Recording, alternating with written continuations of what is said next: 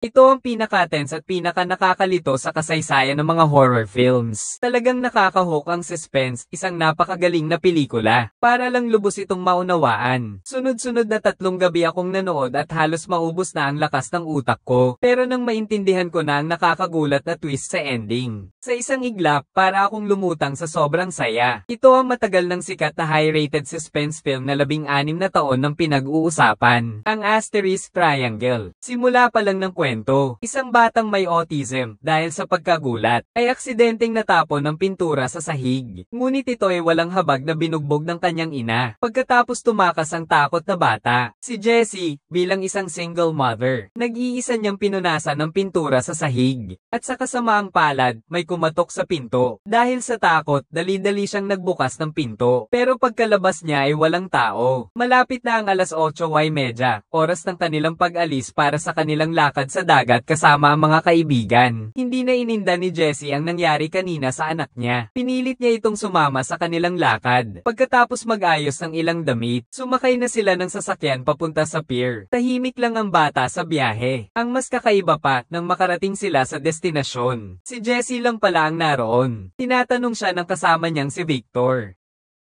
Tumahimik si Jessie ng halos 20 segundo bago sumagot, pumasok sa eskwela ang anak ko. Pero Sabado naman ngayon. Hindi na lang ito pinansin ni Victor. Nang makarating silang dalawa sa bangka, nasa tabi na ang kapitan ng barko, si Gray, na nag-organisa ng paglalayag. Bati muna ako kay Victor.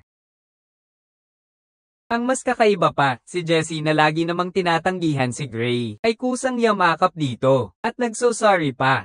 Ikinagulat din ito ni Gray. Akala niya may problema na naman ang anak ni Jessie na may autism. Kaya sinabi niyang pwedeng sa ibang araw na lang. Kaya sinabi niyang pwedeng ipagpaliban na lang. Ngunit si Jessie ay determinado at nagpahayag na ngayon na nga ang kanyang paglalayag. Subalit hindi niya alam na isang kakilakilabot na sakuna ang malapit ng mangyari. Sa simula'y mahinahon at maganda ang panahon sa dagat. At lahat sila ay nag-enjoy sa payapang paglalayag. Ngunit hindi nila alam kung bakit biglang huminto ang hangin. Pati ang dating unos na karagatan ay biglang naging kalmado na parang salamin. Ang kakaibang pangyayaring ito. Nakakagulat para kay Gray na mahigit 10 taon nang naglalayag. Ngunit mas kakaiba pa ang sumunod na nangyari, may lumitaw sa unahan. Isang malaking itim na ulap na mabilis na humahakbang papalapit sa barko. Isang nakakagulat na pangyayari. Kaya naman dali-daling kinausap ni Gray ang pinakamalapit na Coast Guard. Ngunit wala silang signal sa radyo. May narinig lamang siyang mahihinang boses ng isang babaeng humihingi ng tulong. Isa. Ngunit nang tangkaing kontakan ulit ni Gray ang kausap, mga itim na ulap ang sumasakop sa mga alon na may taas na 12 metro, at mabilis na humahampas sa kanila. Pagkakita ni Gray nito, agad niyang pinasuot sa lahat ang kanilang mga life vest, at nagtago sa ilalim ng kubyerta. Siya at si Victor naman ay nanatili sa kubyerta. Isang taong nagmamaneho. Isang taong kumokontrol sa layag. Sinubukang umiwas sa sakuna gamit ito. Ngunit di nagtagal ay lumakas ang alon. Wala nang nagawa si Victor kundi putulin ang layag gamit ang kutsilyo para mabawasan ang posibilidad na madapa ang bangka dahil sa hangin. Ngunit ang daan-daang metrong alon ay napakagaling. Agad na nilunod ang bangka sa kailaliman ng dagat. Buti na lang at medyo marunong kaming lumangoy lahat. 5 kaming nakaligtas. Sunod-sunod kaming nakakyat sa sira-sirang bangka. Pero may isang babae, yung dati nakasombrero, nawala sa buhay dahil sa tsunami. Makalipas ang ilang oras, kumalma na ang dagat, parang walang nangyari. Isang grupo lang ng mga albatross na mahilig sa bulok na karne ang patuloy na umiikot sa itaas. Palaging naghihintay sa kamatayan ng iilan. Ngunit ng mga sandaling iyon, isang malakas na dagandong ang nakakuha ng atensyon ni Jessie. Hindi inaasahan, sa ibabaw ng dagat ay may lumitaw na isang napakalaking barkong singaw. Bigla, para silang nakakapit sa isang pananggalang. Lahat ay tumayo at nagsigawan ng saya. Pero walang sino man ang nagpansin na sa ika-21 siglo. Ang ganitong klaseng napakalaking steamship na gawa noong dekada 2090 ay imposible nang maglayag sa karagatan. Pero kahit gaano pa ito kaimposible, kapag nasa bingit na ng kamatayan ng isang tao, mawawala ang katinoan. Ang likas na pagnanais na mabuhay ang nagtulak sa kanila na walang pag-iisip na sumakay na lang sa barko. Si Jessie lang ang may kakaibang pakiramdam na parang pamilyar sa kanya ang lahat. Parang narito na siya noon. Nang makalampas sila sa pasilyo ng cabin kasama ang iba, bumalik ang pamilyar na pakiramdam na unti-unting lumilinaw.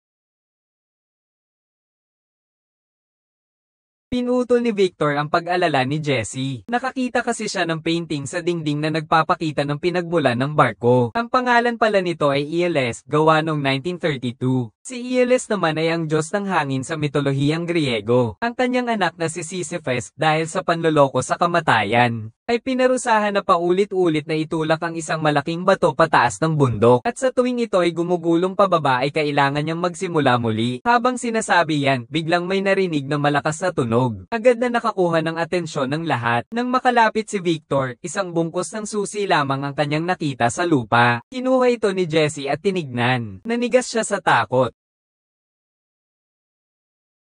Susi nga pala ito ni Jessie. Akala ng lahat, nagsisinungaling siya. Pero ang litrato sa keychain, anak niya nga. At ang kakaibang pangyayaring ito, simula pa lang. Maya-maya, nakarating sila sa isang marangyang bulwagan. May mga instrumentong nakahanay, at mga sariwang prutas na nakahanda. Parang may handang salo-salo at pagtatanghal ng musika. Pero hindi ko alam kung bakit bigla na lang nawala ang lahat ng tao. Ang mas kakaiba pa, si Victor nga pala, ay nagtanong kay Gray kung alas 11:30 na. Pero ang oras sa relos ni Jessie at sa orasan sa bulwagan ay parehong tumigil sa alas 8:07. Ang mga kakaibang pangyayaring ito ay nakakapangilabot at dahil dito, nagsimula na kaming mag-usap-usap. Ngunit may narinig siyang boses na tila galing sa likuran ni Jessie. Paglingon niya, may anino siyang nakita sa sulok.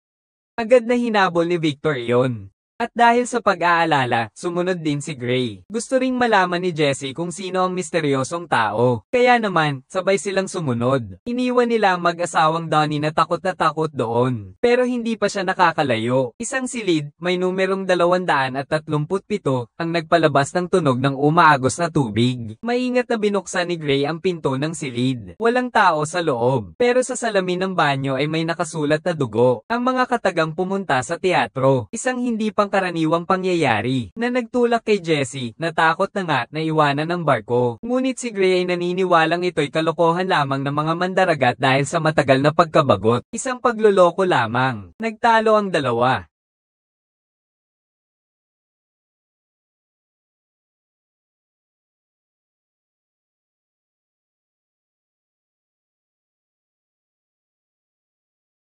Dahil ang anak ni Jessie ay may autism, kaya't napaka-sensitive siya sa salitang abnormal ang utak. Noon lamang napagtanto ni Gray na masyadong mabigat ang kanyang mga sinabi kanina. Ngunit huli na ang lahat. Pagkatapos nilang maghiwalay, bumalik si Jessie sa ballroom. Nais niyang makasama sina Victor at ang mag-asawang Donnie para makaalis na sa barko. Ngunit hindi lang sila ang wala. May nakita pa siyang lubhang kakaiba. Ang mga prutas at pagkain na sariwa pa kanina. Pagkalipas lamang ng ilang minuto ay nagsimulang mabulok at masira. Bago pa siya makabawi sa kanyang pagkagulat, may narinig ulit siyang ingay sa likuran. Dali-daling lumapit si Jessie para tingnan. Di niya inaasahan na si Victor pala ang pumasok na duguan. Dahil sa kabutihang loob, nais niyang tulungan ito. Ngunit bigla siyang sinakal ng huli. At pagkatapos ay malakas na inihagis sa lupa, sa pagitan ng buhay at kamatayan. Parang alam ni Jessie kung saan ang tama kay Victor, sa likod ng ulo. Kaya naman, malakas niya itong pinindot at hindi inaasahan na patay niya si Victor. Nakatingin sa bangkay ng kanyang kaibigan. Ang puno ng pagsisisi si Jessie ay hindi alam ang gagawin. Biglang may putok ng baril na nanggaling sa likuran niya. Dali-dali siyang sumunod sa pinanggalingan ng tunog papunta sa teatro. Doon niya nakita sina Mr. at Mrs. Donnie na karga-karga ang duguan at maraming tama ng bala si Gray. Nasa bulwagan naman si Jessie kanina. Wala siyang panahon para pumunta sa teatro at barilin si Gray. Kaya naman hindi siya aamin. Sabi pa niya, kasama niya si Victor kanina. May sumalakay din daw sa kanya.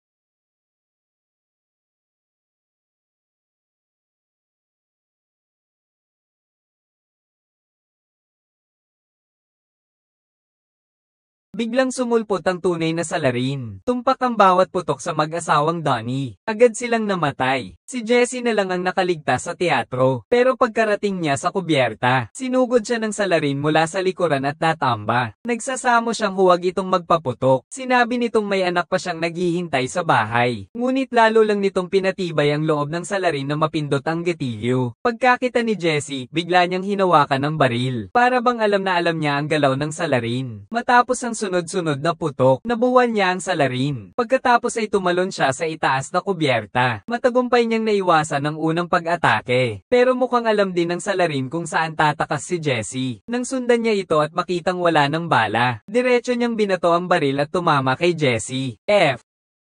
Hindi na ininda ni Jessie ang sakit ng katawan niya sa mga oras na iyon. Agad siyang tumakbo at kumuha ng isang palakol para sa pagpapaputok. Pagkatapos ay pinulot niya ang Sir Adora ng fire hydrant sa lupa at inihagis ito sa unahan. Sinadya niyang ilihis ang atensyon ng mamamatay tao. Pagkatapos ay palihim siyang bumalik sa likuran. Ngunit ang akala niyang perpektong plano ay nakita agad ng mamamatay tao. Kanina pa pala siya nasa likuran ni Jessie dahil hindi naman maiiwasan. Haharapin ko na ito. Si Jessie, na labis ang pag-aalala sa kanyang pamilya, ay tila pinagkalooban ng lakas ng isang mandirigma. Pagkatapos ng ilang pag-aaway, hindi lang niya naaga ang armas ng salarin, kundi naitulak pa niya ito sa bingit ng kapahamakan. At ang malabong pag-uusap nilang dalawa pagkatapos, ay hindi lamang isang mahalagang pangyayari sa buong pelikula, kundi lubos ding magbabago sa buhay ni Jessie.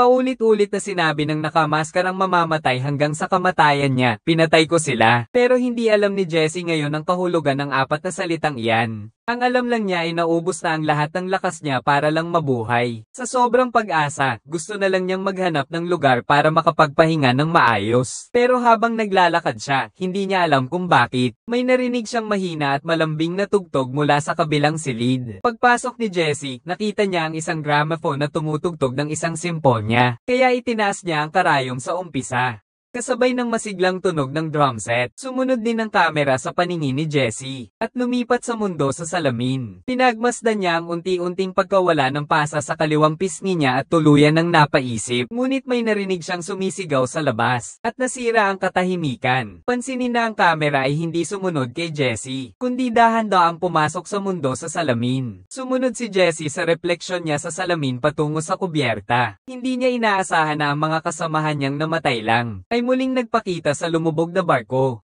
Bukod sa matinding pagkagulat ni Jessie, nawawala na ang pasa sa kaliwang pisngi niya. Mas nakakagulat pa, may isa pang Jessie sa barko, isang bagong Jessie. Para bang na-reset ang lahat ng nangyari.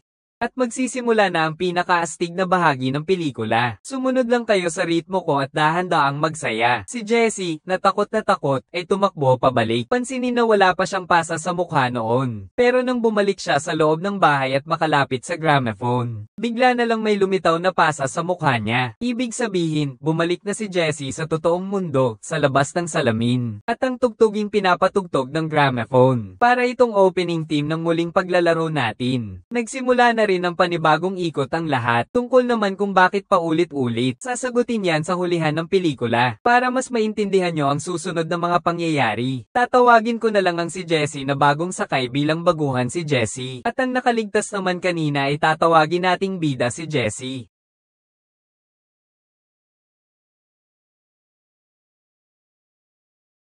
Naranasan na rin yan dati ni bida si Jessie. Ibig sabihin, halos pareho lang ang takbo ng ikot na to sa una. Ngunit ang karanasang ito na lampas sa realidad ay nagdulot ng pagbagsak ng pananaw sa mundo ni Jessie, ang bida. Sumasakit ang ulo niya ng husto sa mga oras na iyon. Kaya naman ay napaupo siya ng may pag-aalinlangan. Biglang nahulog ang susi sa sahig. Agad na nakakuha ito ng atensyon ng lahat. Walang pag-aalinlangan pang kinuha ni Jessie. At tumakbo papunta sa bulwagan. Napanood na rin natin ang eksena kung saan kinuha ni Victor ang susi. Pagkatapos, pupunta sila sa bulwagan. At naramdaman ng baguhang si Jessie na may sumusunod sa kanya. Ang taong iyon ay si Jessie mismo, ang bida. Dahil sa takot, mabilis siyang tumakbo papunta sa kubyerta. At nakita niya roon ang bangkay ni Donnie na kinakain ng mga sigol. Hindi maintindihan ni Jessie kung bakit naroon ang bangkay ni Donnie. Dapat nasa teatro yon. May iba pa kaya sa barko? Ngunit bigla na lang lumabas si Victor. Hindi siya makapaniwala na si Jessie, na kanina'y nasa ballroom pa, ay biglang nasa labas na ng deck.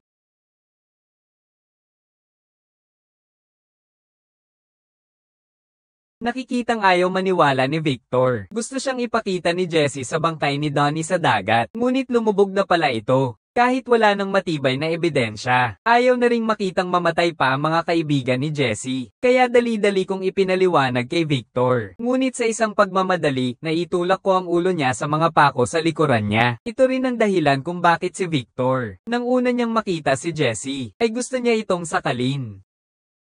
Ngayon, si Jessie, dahil sa takot, ay tumakbo papunta sa isang lugar na parang silid ng mga gwardya. Hindi niya alam kung bakit sila nabuhay ulit, at kung bakit wala silang maalala pagkabuhay ulit. At hindi ko rin alam kung bakit may dalawa akong sarili. Kahit tumakbo ako ngayon at magpaliwanag, ituturing pa rin nila siyang halimaw. Kasi na-reset ang alaala ng lahat. Isang napakalaking pagbabago, na halos magdulot ng pagbagsak ng mental state ni Jessie, ang bida. Nang mga sandaling iyon, nakakita siya ng mga papel sa lupa, sunod-sunod, lahat ay may iisang nakasulat. Kung sasakay sila, patayin silang lahat.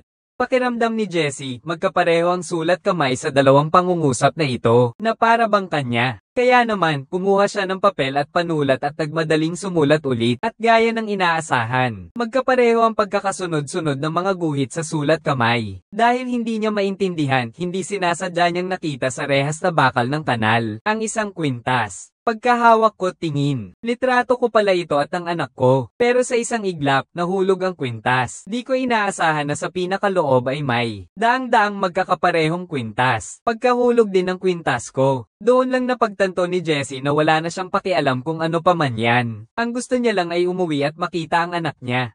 Naalala na naman niya ang sinabi ng nakamaskarang lalaki bago ito mamatay. Para makauwi, kailangan munang mapatay ang mga ito. Wala na siyang magagawa kaya susugal na siya. Kaya naman dito, nag-imbak si Jessie, ang bida, ng maraming armas at bala. Handa na siyang magsimulang mangaso. Una niyang hinanap si Victor. At bigla na lang siyang sumulpot sa harapan ni Jessie, ang baguhan. Basta mapatay lang sila, marahil ay magagawa nitong wakasan ang sumpa ng paulit-ulit na pangyayari. Ngunit nang dumating na ang oras na dapat nang magpaputok ng baril, si Jessie, ang bida, ay hindi magawa. Pagkatapos ng paulit-ulit na pag-aalinlangan, pinakawalan niya pa rin ang baguhang si Jessie. Pagkatapos ay ipinaliwanag niya kay Victor na totoo ang sinabi niyang muling pagkabuhay. Ngunit biglang may narinig na putok ng baril. Hindi maintindihan ni Jessie kung bakit gayong ang baril ay nasa kanya. Kaya dali-dali akong pumunta para tingnan. Di ko inaasahan, ganun pa rin. Patay pa rin si Gray. Pero ngayong beses, binago ni Jessie ang takbo ng mga pangyayari. Isinugal niya ang buhay niya para iligtas sina Mr. at Mrs. Downey. At matagumpay silang nakaligtas. Ang pagligtas kina Mr. at Mrs. Downey ngayong beses, ang nagbigay kay Jessie, ang bida, ng paniniwalang kaya niyang baguhin ang sumpa ng paulit-ulit na pangyayari. Kaya mula sa umpisa nitong pagpatay sa lahat, naging pag-alis na sa lahat dito sa lugar na ito. At para lang makuha ang tiwala ni na Mr. at Mrs. Downey, iniwan niya ang mga baril niya, na di nagtagal, nakarating siya sa bulwagan para samahan si Victor na sugatan na umalis. Pero wala na ito doon. Ang natira lang ay ang mga bakas ng dugo sa sahig na hinihila. Sinundan niya ang direksyon ng mga bakas ng pagkaladkad. Nakarating siya sa labas ng tabla. Malinaw na itinapon na si Victor sa dagat nang biglang may putok ng baril. Agad na bumalik si Jessie, ang bida. Si Donnie pala ang bumaril. Nakita niya ang isang nakamaskara sa may sulok. Ngunit hindi niya inaasahan kung sino ang nasa likod ng maskara. Mukhang si Jessie rin pala. Tatlong Jessie na ngayon ang nasa barko. Ang taong nakamaskara, tatawagin na lang natin siyang Ultimate Jessie. Papunta na ang bidang si Jessie, ang may pinakamaraming eksena. Samantalang yung kasama nila kanina na sumakay sa barko, yun naman ang baguhang si Jessie. Balik tayo kay Ultimate Jessie. Nagpanggap siyang bidang si Jessie sa harap ni na mag-asawang Donnie. Niloko niya ang dalawa at sinabing nahulog na sa dagat si Victor. Siya talaga ang pumatay.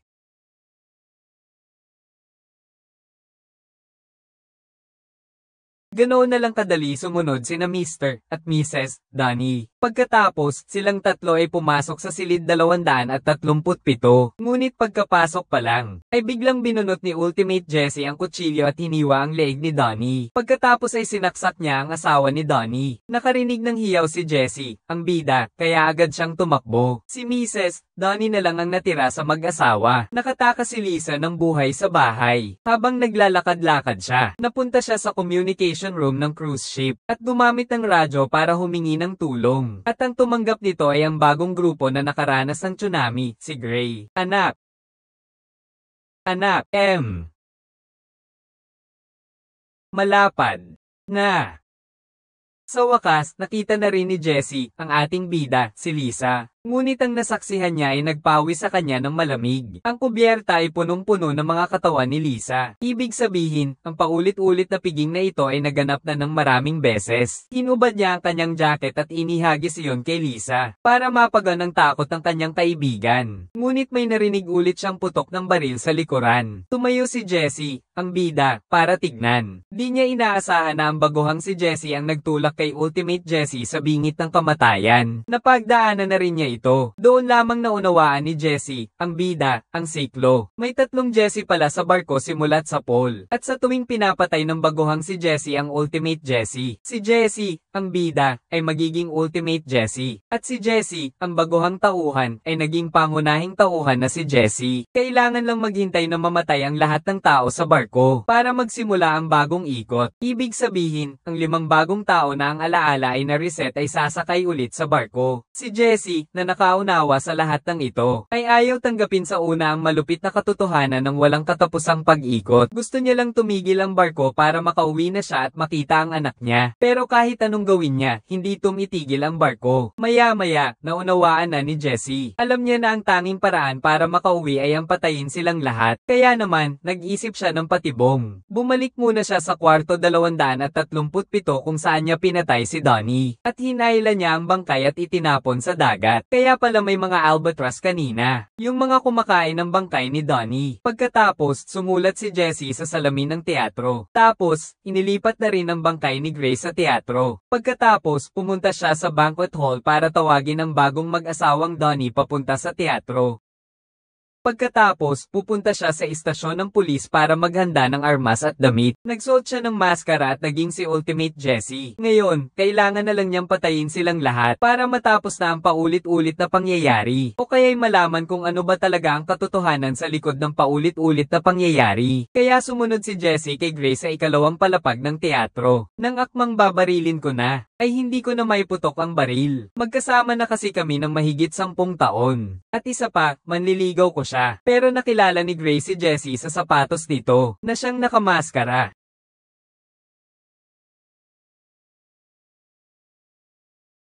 Isa.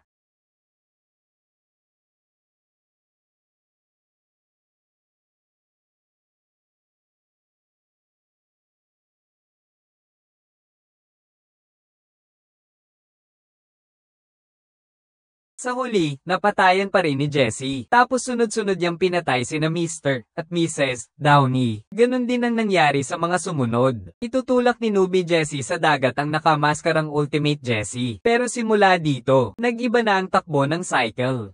Ang natapon na si Jessie ay napadpad sa dalampasigan. Nakita niyang nakalayo na siya sa nakakatakot na cruise ship, kaya naman dali-dali siyang umuwi. Gusto ko lang makita agad ang aking inaasam-asam na anak. Ngunit pagdating ko sa bahay, natuklasan ko, na bukod sa batang nagpipinta, ay may isa pang sarili ako. Isang bago pa at hindi pa nakakapaglayag na si Jessie. Agad siyang natakot at umatras. Hindi niya alam kung paano ipapaliwanag sa bata ang pangyayaring ito. Ngunit ng mga sandaling iyon, nakita ng bata sa bintana ang isa pang ina, nang inig at tatapon ng mga pintura sa mesa. Bansa.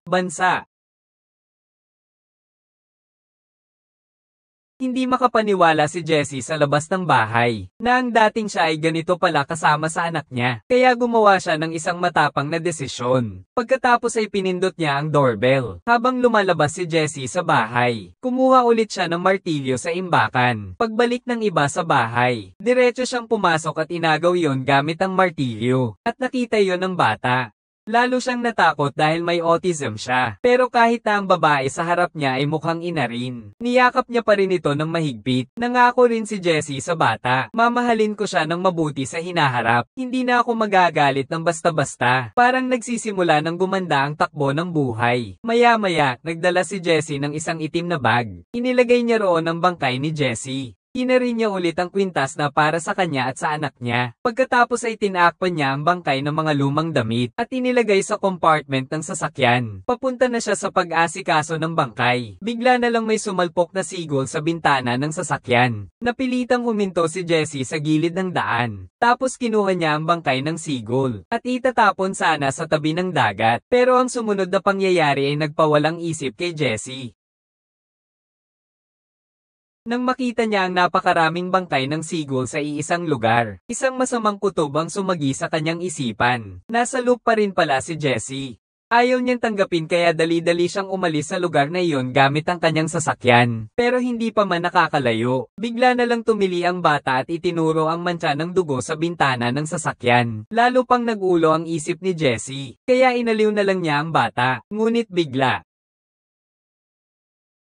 dahil sa impact, lumipad ang sasakyan ng ilang metro bago tuluyang huminto. Dahil dito, unti-unting nagsipagtipon ng mga taong nanonood sa gilid ng kalsada. Ngunit ang kakaiba ay ang pinangyarihan ng aksidente. Tanging ang bangkay na lamang ni Jessie at ng bata na nabugbog ng martilyo ang natira. Samantalang si Jessie, ang nagmamaneho, ay nakatayo sa kalsada na walang kahit anong sugat. Ang mas kakaiba pa, parang hindi siya nakikita ng mga taong dumadaan. Bigla na lamang dumilim ang paligid kahit maliwanag kanina. Isang driver na mukhang aswang ang nasa likuran niya. Lumapit ito at may sinabing kakaibang mga salita.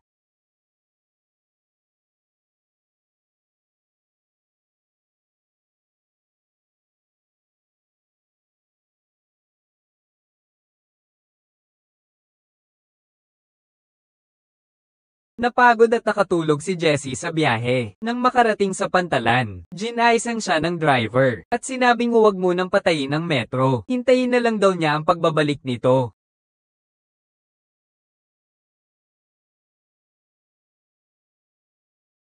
Nangako si Jessie na babalik siya, pero pagkalabas pa lang niya ng sasakyan, mukhang nakalimutan na niya ang lahat. Pagpasok sa pantalan, parang sa simula ng pelikula, biglang sumulpot si Victor sa likuran niya. Tinatanong niya si Jessie kung bakit hindi niya sinama ang anak. Tapos si Jessie, mahigit 20 segundo bago sumagot.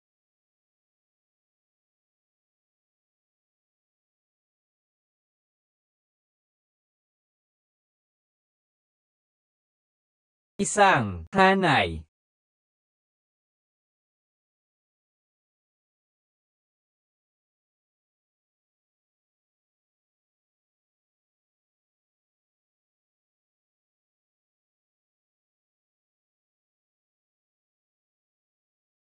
Kaso nga lang, kakatapos lang ng aksidente ng anak niya. Doon na nagsimula na parang na-reset ang alaala ni Jessie. Ang mga susunod na pangyayari ay paulit-ulit na parang ang simula. Sa palagay ko, maraming tanong ang nasa isip ng karamihan. Magbibigay lang ako ng simpleng paliwanag. Sana makatulong ito para magkaroon kayo ng bagong pananaw sa pelikula. Ang totoong istorya ay, isang araw, habang naglalayag si Jessie kasama ang anak niya, na aksidente sila. Pareho silang namatay. Pero ang pagkamatay ng anak niya ay dahil sa pagmamaneho niya ng pabaya. At ang matinding pagkaapektado nito ay nagtulak kay Jessie, na maging isang multo at ayaw umalis. Kaya naman ang kamatayan ay kailangan pang pumunta para ihatid ang kanyang kaluluwa. Ngunit bago siya umalis, parang naalala pa rin ni Jessie ang isang usapan na hindi pa natutupad. Kaya naman humingi siya ng pabor sa kamatayan na dalhin siya sa daungan para matupad ang kanyang hangarin. At nangako siyang babalik siya, ngunit hindi na siya bumalik pa. Ito rin ang nagpagana sa klasikong parusa ng kamatayan sa mitolohiyang Griego. Ang klasikong paraan ng pagpaparusa ng kamatayan. Tulad ng nabanggit sa cruise ship, ang kwento ni Sisyphus. Siya ay pinarurusahan ng walang katapusang pagtulak ng bato pataas ng bundok dahil sa panlilinlang niya sa kamatayan. Kaya ang kapalit kay Jessie ay ang pagkadagat sa walang katapusang pagdurusa, na palagi siyang malapit sa pagliligtas sa kanyang anak, ngunit hindi kailanman magtatagumpay. At hindi ba tayo rin naman ni Jessie, na nakulong sa walang katapusang ikot ng buhay? Gabi-gabi kang puyat sa pag-cellphone. Nangangako na bukas matutulog ka ng maaga. Pero pagdating ng bukas, nahuhulog ka na naman sa ikot ng pagpupuyat. Ang buhay na itong triangle. Kailan ka kaya makakaalis?